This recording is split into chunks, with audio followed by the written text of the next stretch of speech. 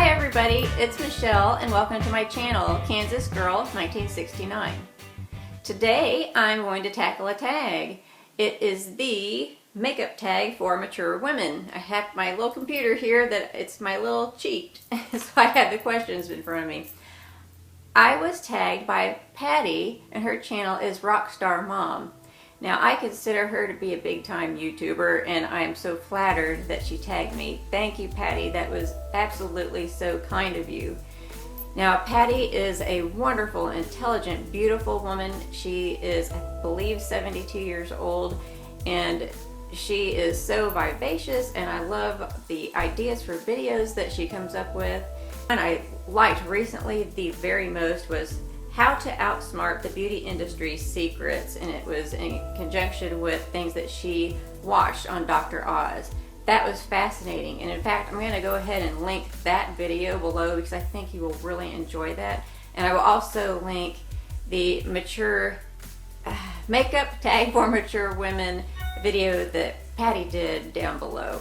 I think you will thoroughly enjoy her channel. Please go check her out and let her know that I sent you. I forgot to say that this tag was created by Donna and her channel is Donna's Mature Life. I've talked about her before and I really like her channel. Thanks Donna for coming up with this great tag. Okay, now for question number one. Number one, how old were you when you started wearing makeup? I believe I was 16 years old. I remember in probably 8th grade. So I'm 46. Times were different when I was in 8th grade. There weren't that many girls wearing makeup, and the ones that did, I think they just had on a little bit of eye makeup, maybe some mascara and some lip gloss. So it wasn't a big deal for me to actually start wearing makeup until I was 16. Now my mom could correct me if I'm wrong, because I might not be remembering that right, Mom. So just let me know if that's wrong. Okay, number two.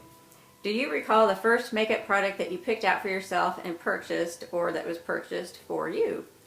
Yes, I believe I was 16, and in our neighborhood, or next to our neighborhood, they built a brand new Kmart.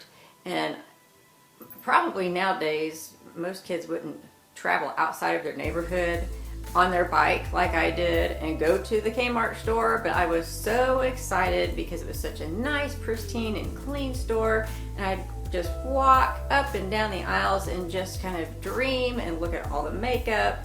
And one day I decided that I was going to buy some CoverGirl foundation. I think it's because at school somebody had told me how wonderful it makes your skin look.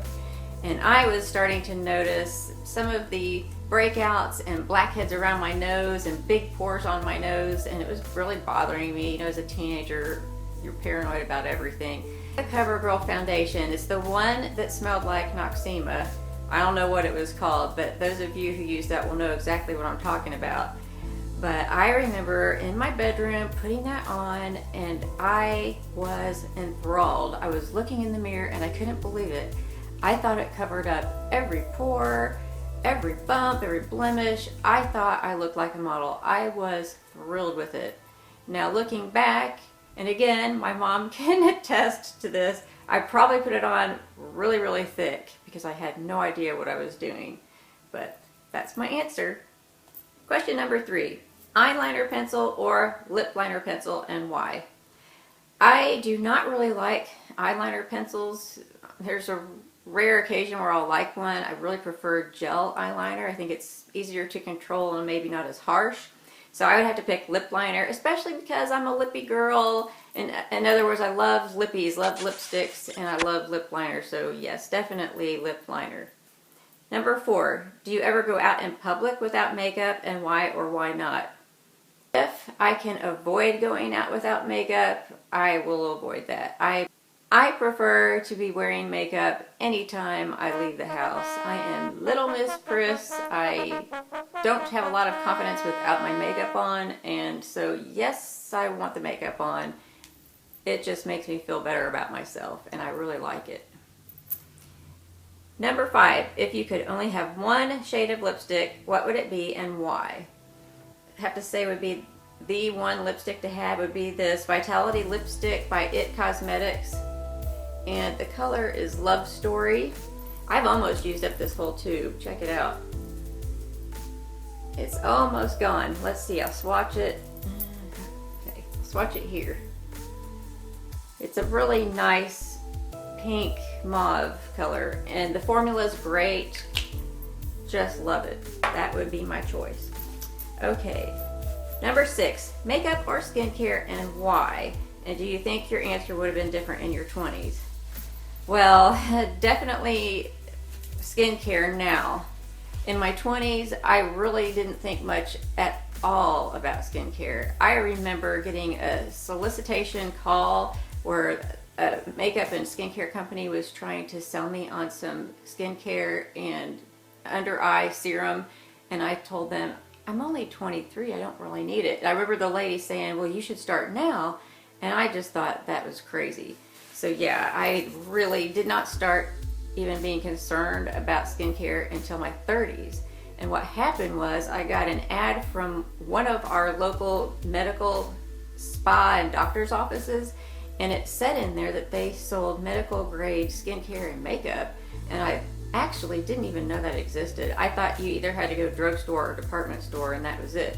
So I called and made an appointment to go in, and the lady talked to me about skincare. She was a nurse, and she asked me if I was wearing sunscreen, and I said no, and she said, oh, you need to be wearing sunscreen every day, all the time. And so that was when I started wearing sunscreen and looking more at better skincare products. Number 7, what makeup trend did you do when you were younger that you absolutely would not do now and why? Alrighty, I am going to be inserting a picture right about in here of me when I was about 21. My husband and I got married when I was 20, he was 21. So this was probably about a year after we got married. And I had the kinky, curly, poofy hair. I had the layers on the top so it could really poof up, you know, and in the picture I'm going to show you, my hair was pulled back so you could only see the poofy top part of it. And I wore glasses for a short time. We were trying to see if I needed to have some glasses to help me with the headaches that I had. So regardless, you could see the major blue eyeshadow that I did. I thought that was so cool, so great looking. And then I would line inside of my eyes with a dark eyeliner, and it was more the blue, bold, caked on eyeshadow that was really a no-no. I wouldn't do that now. Number 8, what is the number 1 makeup tip you would give to mature women as a general rule to help them look younger? Well, of course, moisturizing is like the biggest deal for making your skin look younger. So I would say probably a lightweight foundation that's also not too drying on the face. And just not going too heavy with the makeup. I think the older we get, the heavier makeup just ages us. And what's the number 1 skincare tip to help them look younger? That would most definitely be retin-A. This is what I use, the tretinoin cream, 0.025%. That's a really low percentage. They have the 0.05% and the 1%. I haven't worked up to that level, so that's fine, but I definitely think retin-A is number 1 what you should be doing. It just helps to speed up the exfoliation of your skin, helps you to build collagen, and that's what we need as we get older. Okay, number 9, which celebrity wore your favorite beauty look when you were in your 20s, and which celebrity's makeup do you now admire?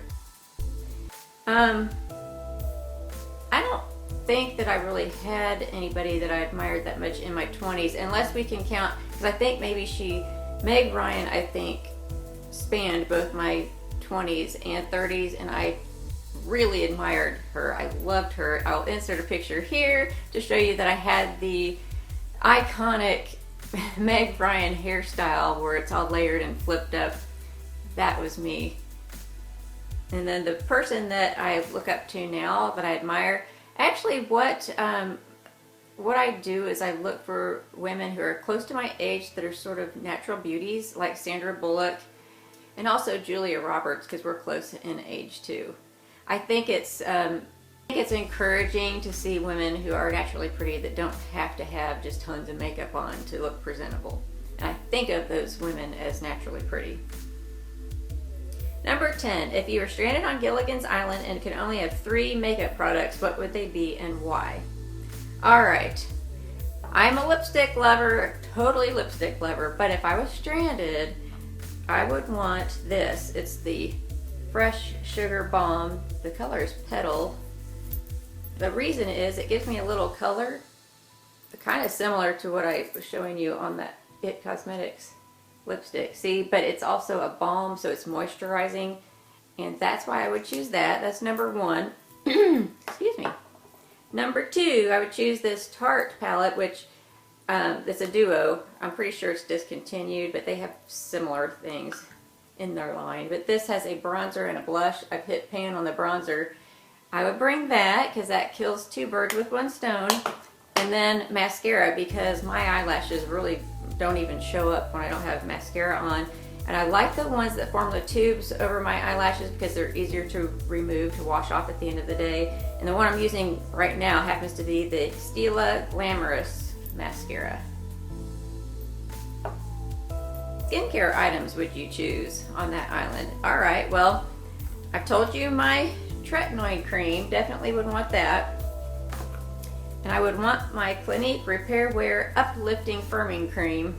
I love this stuff. I put it on morning and night. I really put on a thick layer at night, and in the morning I just put a thin layer on top of my serums, and my makeup does fine with this. I think there's a hair on it. But I really like it, and I've repurchased it more times than I can even tell you.